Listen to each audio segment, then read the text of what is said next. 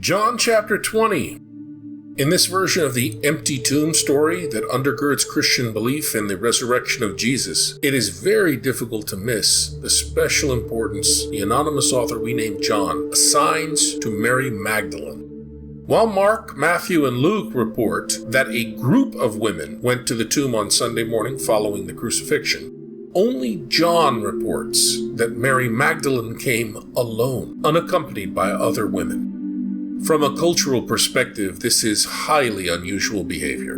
In the social world of Jesus, the Mediterranean woman alone outdoors is an anomaly. Theologians believe that this is John's way of highlighting the Magdalene's special importance. She is, according to his mind, a typical figure who represents a special character trait or reflects a certain theological point of view. John chapter 20, verses 1 through 9. On the first day of the week, Mary of Magdala came to the tomb early in the morning, while it was still dark, and saw the stone removed from the tomb. So she ran and went to Simon Peter and to the other disciple to whom Jesus was attached, and told them, "They have taken the Lord from the tomb, and we don't know where they put him."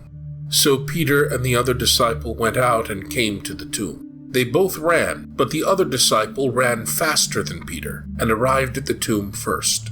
He bent down and saw the burial cloths there, but did not go in. When Simon Peter arrived after him, he went into the tomb and saw the burial cloths there, and the cloth that had covered his head, not with the burial cloths, but rolled up in a separate place. Then the other disciple also went in, the one who had arrived at the tomb first, and he saw and believed, for they did not yet understand the scripture. In the Johannine account, Mary's initial response to the empty tomb is to suspect theft. Compare that to the reports of Matthew chapter 28 and 27. Theft is implied in her report to the disciples. They have taken the Lord, we do not know where they have laid him. Twice Mary admits that she does not know, which is a major theme in the fourth gospel. In general, not knowing is not a problem for the fourth gospel because the Johannine Jesus can use that ignorance and instruct these ignorant ones, bringing them into the light. This is clearly what he does with the Samaritan woman at the well, and also what he does with Thomas. But in the fourth gospel, it is a serious problem not to be in the know. Jesus chides Nicodemus, a Judean leader, for precisely this shortcoming. Are you a teacher of Israel, and yet you do not know these things about being born from above, about being born of the Spirit? Although she admits that she is not in the know, Mary Magdalene is brought by the risen Jesus into a very special knowledge right after the story of the disciples at the empty tomb. You know, it's sad that our lectionary designers have cut this part of the story off. The risen Jesus discloses and meets Mary Magdalene. He tells her whither he has gone. I am ascending to my patron and your patron, to my God and your God. This special knowledge given by the Johannine Jesus uniquely to Mary Magdalene makes her a typical or representative character. Just as Nathanael is a typical character who is not misled by those who object to the message about Jesus but comes and sees in his own right, so Mary is typical in becoming now an insider, someone definitely in the know. Mary Magdalene can even be called a beloved disciple, one whom Jesus is attached to or stuck to, because she receives a special revelation from him. Mary Magdalene stands out as an enlightened person in this gospel. She does not depend upon the group or any other person for her special knowledge about Jesus, as Simon Peter depended upon his brother Andrew. In this case, Mary Magdalene is very different from the ordinary folk in this gospel. My friends, it is a tragedy what the later church did to various forgotten women in the early Jesus movement and groups. Context Group biblical scholar Dr. Carolyn Osek explains. Why are we engaged in this celebration? all of this celebrating about Mary Magdalene. Well, we're talking about this woman whose name was Marye or Miriam or Maryam or something like that, from a fishing village of Magdala, that's the Aramaic name, or Migdal is the Hebrew name, or the Greek name was something different, Tarichea. That's actually what it was called in her day. But it's interesting that the Gospels preserve the original name. Magdala is Aramaic, and Hebrew is Migdal for tower. But Tarichea means something different. It means salt fishing or salted fish, something like that, which probably says the major business that went on there. She's called a disciple. She's called is apostolos, equal to the apostles in the Greek tradition. Apostola apostolorum, apostle of the apostles in the West. Recipient of revelation from the risen Jesus. Prostitute, reformed prostitute. Desert ascetic, sometimes confused with the legendary Mary of Egypt. Much of it, it's very interesting to look at the whole history of portrayals of her, because she becomes this person out in the desert with a skull and all this kind of stuff, but still just titillating enough, to stir up a little interest in her. The secret wife of Jesus and the bearer of his child in the Da Vinci Code. And today she really is a lightning rod for issues of women's discipleship and ministry. Will the real Mary Magdalene please stand up? Consider Mary Magdalene's experience. She is a typical Johannine character from yet another perspective. Throughout the circum-Mediterranean world, status is ordinarily gained by ascription. The main way anyone gets their honor is ascribed honor, which means that people gain their status by birth or inheritance. Human effort is of no avail in obtaining or improving status in the Mediterranean cultural world, but failed human effort can result in loss of status or shame. Genealogies in our Mediterranean Bible are important not because they trace a family tree or convey the information outfits like Ancestry.com provide, but because they prove a Mediterranean person's claim to honor, to status. Therefore, all biblical genealogies, or toledoth, are honor pedigrees. But Mary of Magdala's special status in this gospel called John does not derive from an appointment by the earthly Jesus, but rather from her experience of the risen Jesus. In highlighting this aspect of Mary's experience, the anonymous author is underscoring a motif that runs throughout his gospel. Whatever is earthly, material, of the flesh, is of no avail. What is important is the spiritual, that which is out of the ordinary. Spiritual here in this context means experiences of alternate states of consciousness, like visions. Mary the visionary thus has spiritual status. As a typical Johannine figure, she becomes an extraordinary person. Finally, in this gospel, the Samaritan woman at the well, Martha, who is another beloved disciple, and now Mary Magdalene all receive special revelations from Jesus. While the Samaritan woman and Martha went and called others to Jesus, they were not officially commissioned to do so, in the same way that Jesus formally commanded Mary Magdalene, "Go to my brothers and say to them." Despite their different kinds of commissions from Jesus, the three women enjoy rather high status in the Johannine Jesus group. This is all the more significant in Mary Magdalene's case, because her role is unusual and rather controversial. How did our allegedly misogynistic New Testament ancestors in the faith ever accept the help of women in making sense out of an empty tomb? How did these Middle Eastern women succeed without quotas and affirmative action laws? Believers will find stimulating help in context group scholar Jerome H. Nary's insightful booklet, The Resurrection Stories. Also, they will find wisdom and deep insights in the writings of Dr. Carolyn Osek. I will just reflect for a moment on my own understanding of Mary Magdalene. Or, we all sort of construct our own Magdalene. I see her really as a middle-aged woman, not young and beautiful. Of course, the older I get, the older she gets.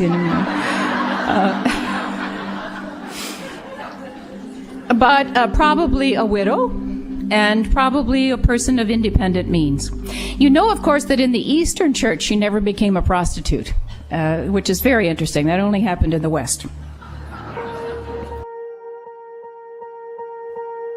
My friends, in recent videos we have been learning from Dr. Richard Rohrbaugh, Context Group Biblical Scholar, specifically about the historicity of Jesus' sayings and doings as found in the Gospels.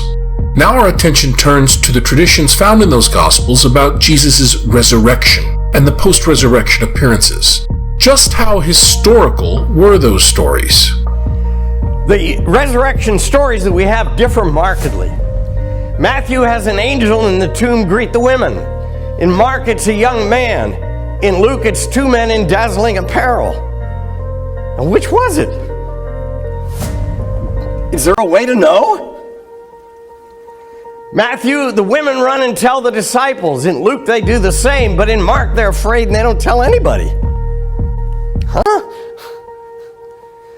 In Matthew, Jesus himself comes and meets the disciples. Neither Luke nor Mark have that. Matthew's the only one who tells the story of the bribing of the soldiers. It just doesn't exist anywhere else in any early Christian literature. Again, the question is, does that fit Matthew's theological agenda? Since he's writing a theology book, he's not writing a history book. Luke alone has the Emmaus story, where two followers of Jesus meet him on the road to Emmaus after the resurrection, and they don't know who he is. And they invite him to dinner, and it says, and in the breaking of bread, their eyes were opened and they recognized him. That's not a historical event, folks. It's a sacramental story. It's talking about sharing the bread and the wine and having your eyes open and recognizing who Jesus is. Now, when you know that ancient writers told stories as a means of getting across ideas, and they didn't tell stories to report to you the news of the day, again, it raises the question, how do we know what is historical and what is not? Luke alone has this is really curious. In Luke, Jesus walks away into oblivion from Bethany. He goes from around the Mount of Olives from Jerusalem to Bethany. He waves goodbye to the disciples and he's gone. That's it. What's that about? The resurrection appearance stories differ. In Matthew, all of them are in Galilee. In Luke, all are in Jerusalem and environs. Mark doesn't have any. In John, one is in Jerusalem and one is in Galilee.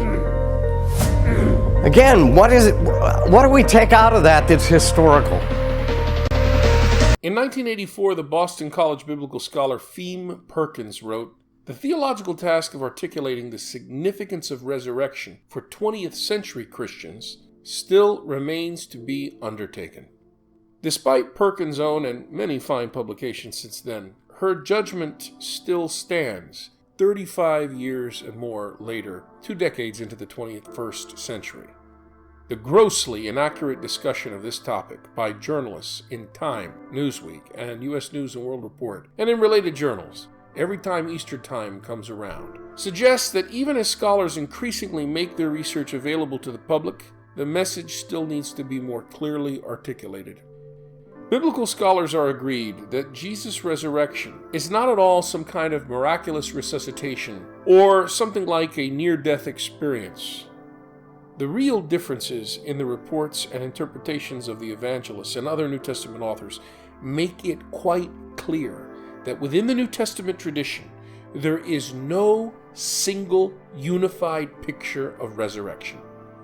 From this perspective, it is very significant that the gospel passage assigned for this great feast of Easter, John chapter 20, verses 1 through 9, is the story of the finding of the empty tomb.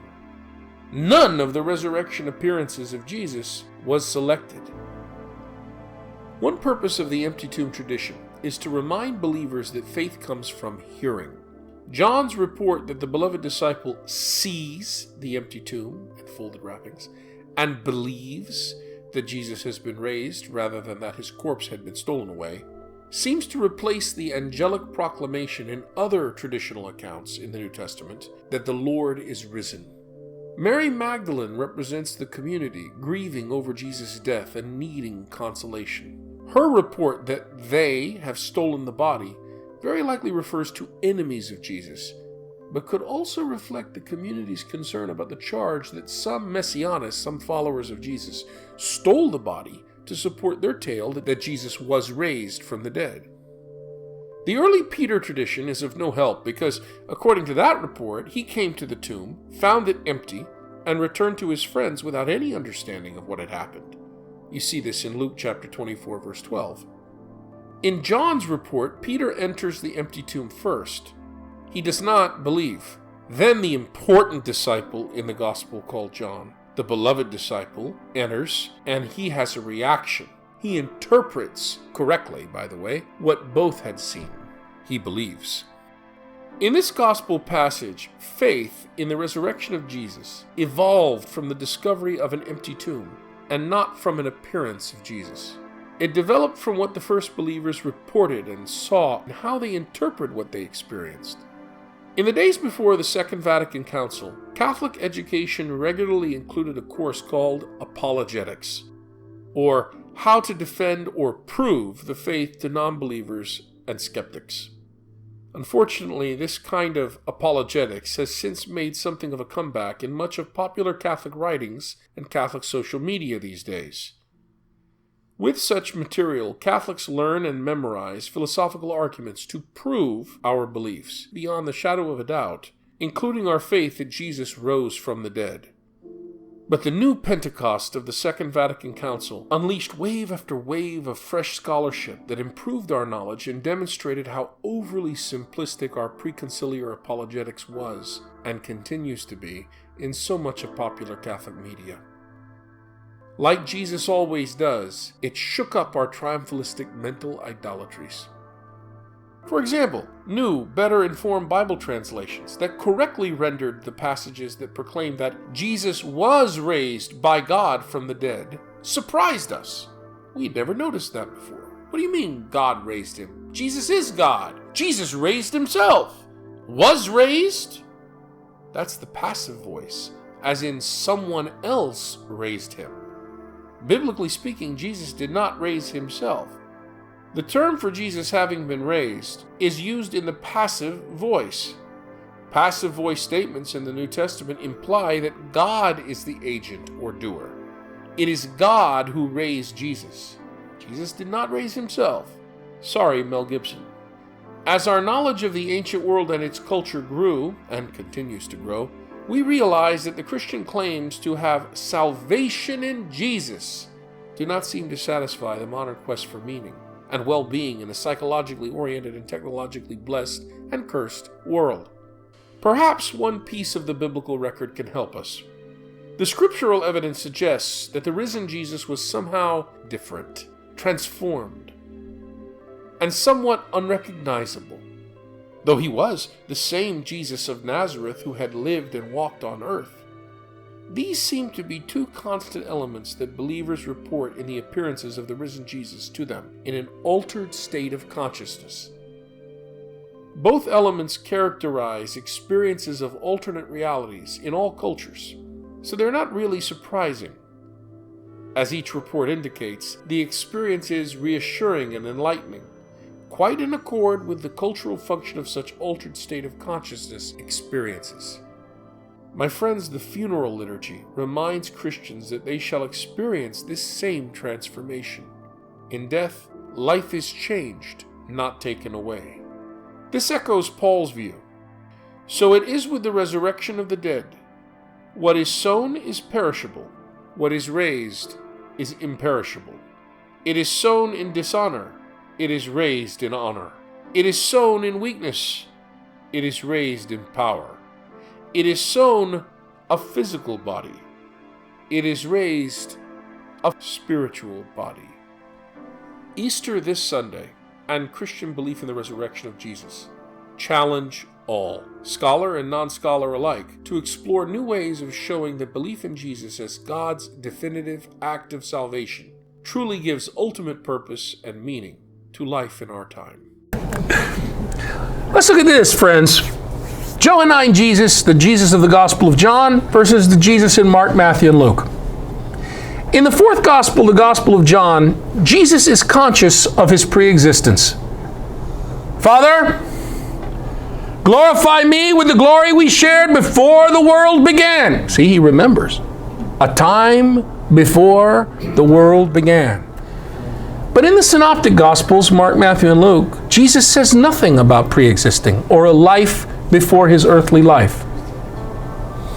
The Jesus we encounter in Mark, Matthew, and Luke seems to have no awareness of pre-existence.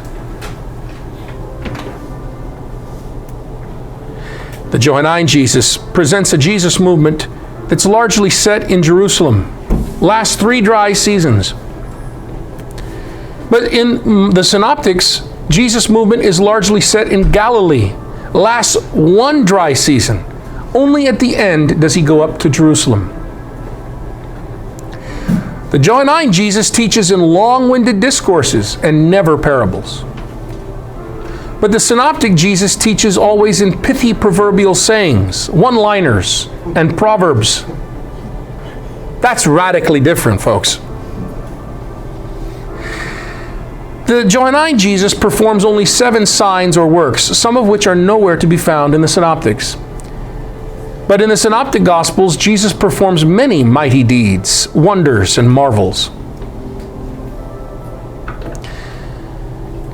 You know, folks, there is only a meager 15.5% commonality between the Passion in the Gospel of John with the Passion according to Mark.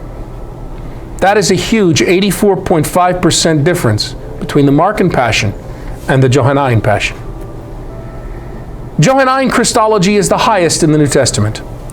The divine Jesus tells soldiers coming to arrest him, "Who are you looking for?" And "I am," and they all get knocked back. An army. Jesus instills fear in those coming to arrest him. And from the cross, the triumphant Johannine Jesus, totally in control, says, "Tetelestai, it is finished." Before he told us, "No one takes my life, but I lay it down of my own accord." I have the power to lay it down, and I have the power to take it up again. This command I have from my Father. That's a Jesus totally in charge. But in the synoptics, Jesus prays in Gethsemane, very human. "Eloi, Eloi," from the cross. "Lema sabachthani," my God, why have you forsaken me?" And in Gethsemane, he prays that the cup be taken from me. That sounds like a very different Jesus.